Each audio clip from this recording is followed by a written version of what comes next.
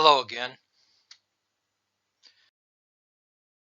This is Math 2232 coming to you from the College of DuPage, and the title of this lecture is Arc Length. As always, please be an active learner as you watch this video.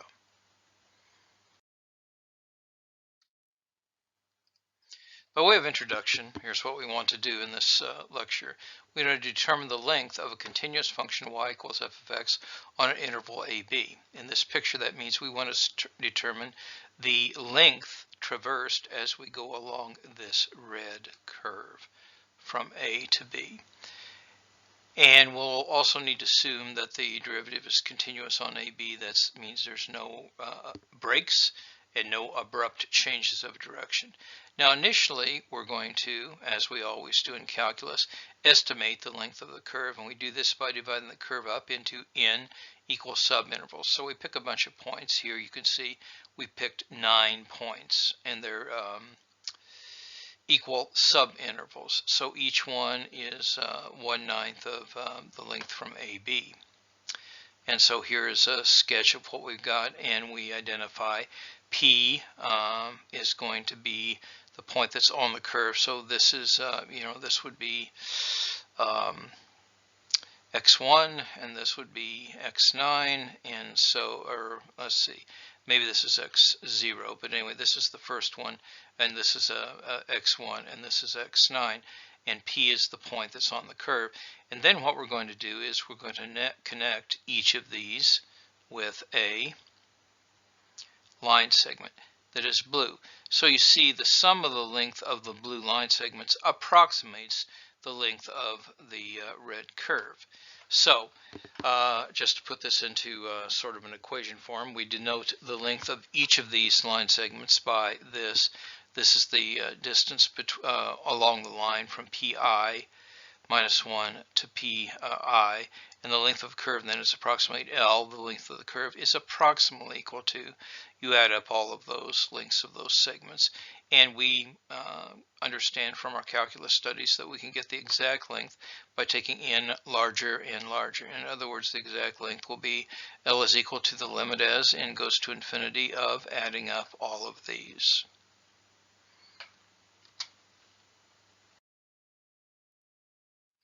Now let's get a better grasp on each of these line segments. Well, if we let the difference between the x coordinates, or the y coordinates rather, be delta yi, then delta yi is equal to the difference between f of xi minus f of xi minus 1. And so what happens is, you can think about there being a triangle here. This is the hypotenuse, this side is delta x, and this side is delta y. So the line segment is going to be the Pythagorean theorem, so it's going to be the square root of the sum of the squares of the sides. And so this is going to be equal to the square root of delta x squared plus delta yi squared. Now by the mean value theorem from your calculus 1, we know that on the interval xi minus 1 to xi, there is a point, xi star. So that this was the existence theorem. This is the point that exists from the mean value theorem from calculus 1. Xi star such that f of xi minus f of xi minus 1 is equal to f prime, the derivative, at xi star times x minus xi minus 1. You might want to look up the mean value theorem, make sure that you understand that. So that means since we call this delta yi, that the delta yi is equal to this, and we call this delta x. So delta yi is equal to f prime at xi times delta x. So if we go back then and substitute this in, we call this delta x, and this yi minus 1 is this one. So I substitute that in. Now that means that this delta y is equal to this times delta x. So instead of delta y squared, we're going to substitute this in, and we're going to square this. So I have delta x squared plus, and now we do the substitution, and square both of them, and we have that. Now, the square root of, and we were careful to have delta x be a positive number as we're going along the line. So the square root of delta x squared is the absolute value of delta x, or just delta x. So this is going to be equal to the square root of 1 plus, this is y prime at, all of those squared times just delta x. So now if we take that limit, we have that that's the limit of this. However, using the definition of the definite integral as a limit of Riemann sums, this length is the integral from a to b of 1 plus f prime of x whole squared and then dx.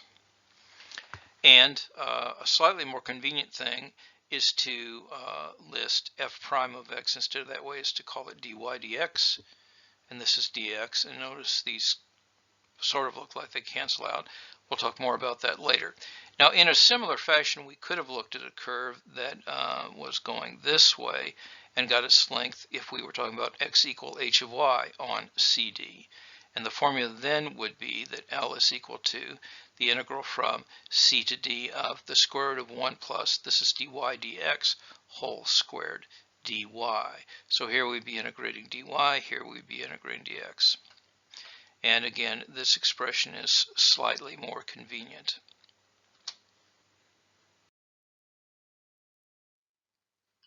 Now note the difference in the derivative under the square root. Here it's dy dx, and that's dx. Here it's dy dx dy, and that's dy.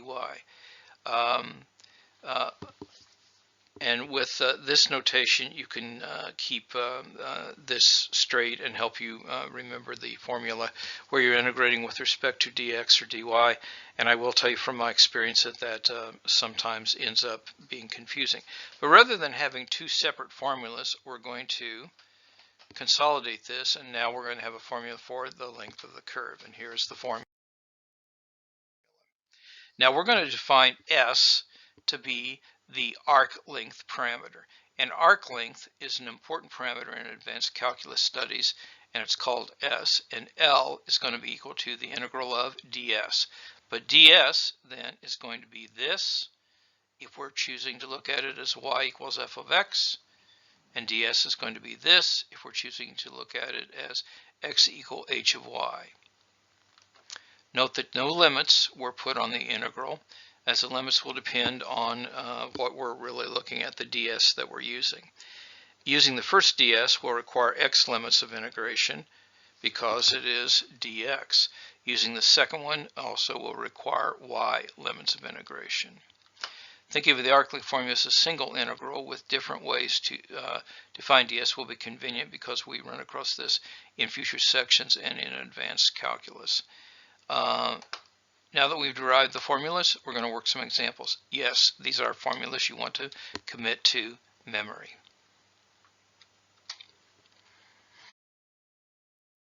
So, example 1. Determine the length of y equals the logarithm of the secant of x between 0 and pi over 4. And here's what the picture of that would look like. So you're going from 0 to pi over 4, so we're computing the exact length along the red curve. You know what to do. Let's see how you did. Okay, well, in this case, we have y equals f of x, so we're going to be looking at dy dx, and so dy dx is going to be the derivative of the logarithm of secant. Now, that's going to be 1 over secant times derivative of secant. This is the chain rule, so that is secant x tan x, and notice that the secants cancel out, and so dy dx is tangent of x. And we're going to square that. And when we square that, we're going to get dy dx whole squared is tan squared of x. Now, let's look at the square root. So the square root of this is equal to 1 plus the square root of tan squared. And this, by trig identity, is secant squared of x. And the square root of secant squared is the absolute value of secant, but it is positive, and we looked at the graph of this, but we know that it's positive between those two values. So what we're going to do is the arc length then is equal to the integral from 0 to pi over 4 of secant x dx. Now in Calc 1 you learned this integral. This was the natural logarithm. We're going to review some of this later, but we're reviewing this now. This is the natural logarithm of the absolute value of secant x plus tangent x, and we use a fundamental theorem of calculus. We plug in the top, plug in the bottom, and we get the natural logarithm of square root of 2 plus 1. So we know this is the exact answer, and that's the answer I expect you to give on assessments.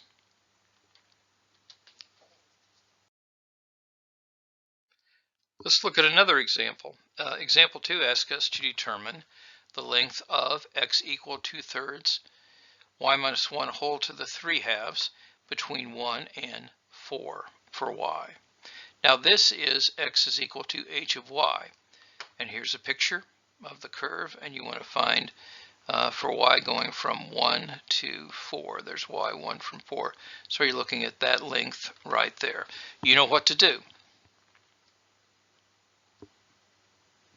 Let's see how you did.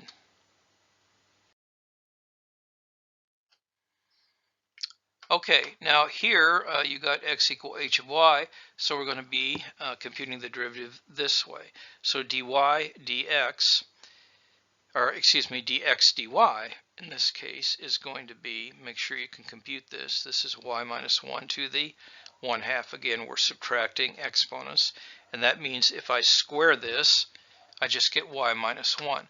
So 1 plus y minus 1 is just the square root of y. So that's what this factor becomes. So the length then is the integral from 1 to 4 of this square root of y. That's going to be y to the 3/2, 2/3. You plug in the points, and you get 14 over 3.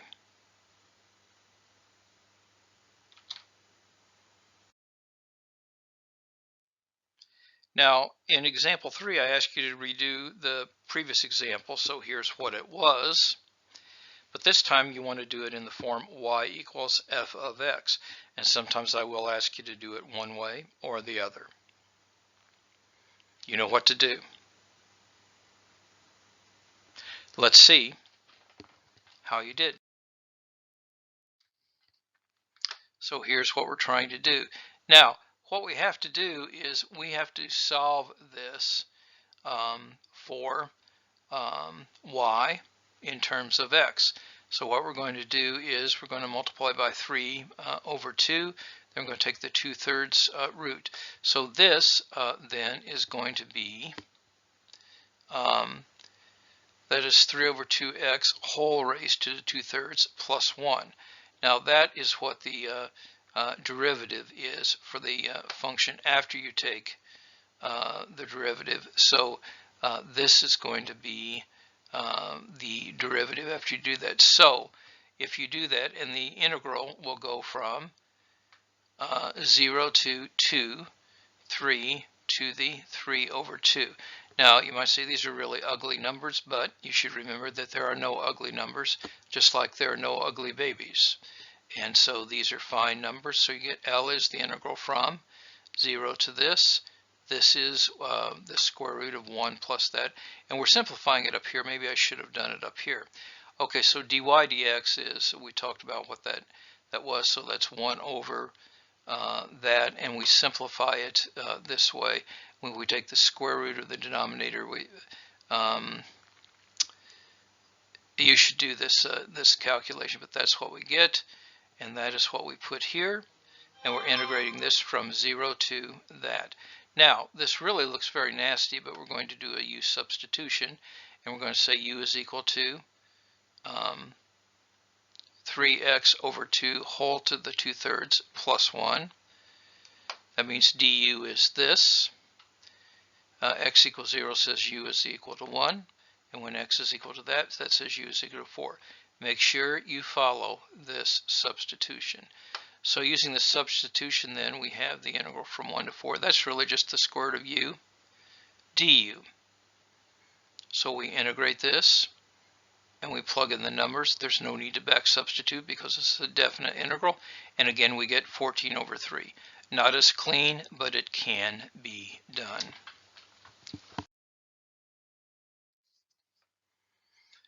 Here's another problem. Determine the length of x equal 1/2 y squared for 0 less or equal to x less or equal to 1, and assume as y is positive. So what we're finding is not this entire length, but we're finding this length. In fact, if we were confronted with this problem, we'd break it into two pieces anyway, because the calculation would be very involved trying to do that. You'd have to do it in two pieces anyway. You know what to do. Let's see how you did. Okay, we're got x is equal to h of y, and so we're going to just take the derivative. The derivative of this is just y, and then if we take the square root of 1 plus dx dy whole squared, we get 1 plus y squared. And you need the y limits, and so what you do is when you look at x is 0, you see that y has to be 0. And when x is 1/2, you get that y is 1. And so those give you your limits. Y is 1. If you put 1 in there, you get 1/2. Okay, so this is the limits on the y, and we're integrating this. So it's the integral from 0 to 1, and this is going to be the square root of 1 plus y squared dy. Now, in COD Calculus 1, you have not studied this, and we're going to be studying this very soon in the chapter that's entitled trigonometric substitution. But now, just watch it, and again, I realize it may be new to some of you, but it is a preview of coming attractions, and you will have to know this before this course is over. And so we're going to let y is equal to the tangent of theta. That means that dy is going to be secant squared theta d theta. If y is 0, that means the tangent is 0, and that means theta is equal to 0. If we say y is 1, that means the tangent of theta is 1, and that means theta is equal to pi over 4.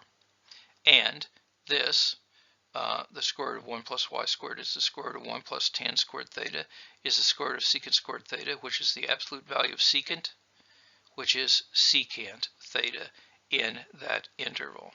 So this then is going to be, whenever we do that substitution, it's going to be secant theta times secant squared theta, which is secant cubed theta d theta. Now again, this is something that's going to involve integration by parts, and this is another thing that we're going to be studying. And so this integral can be evaluated, and we'll talk about that later, but this is the exact value that we get for this function.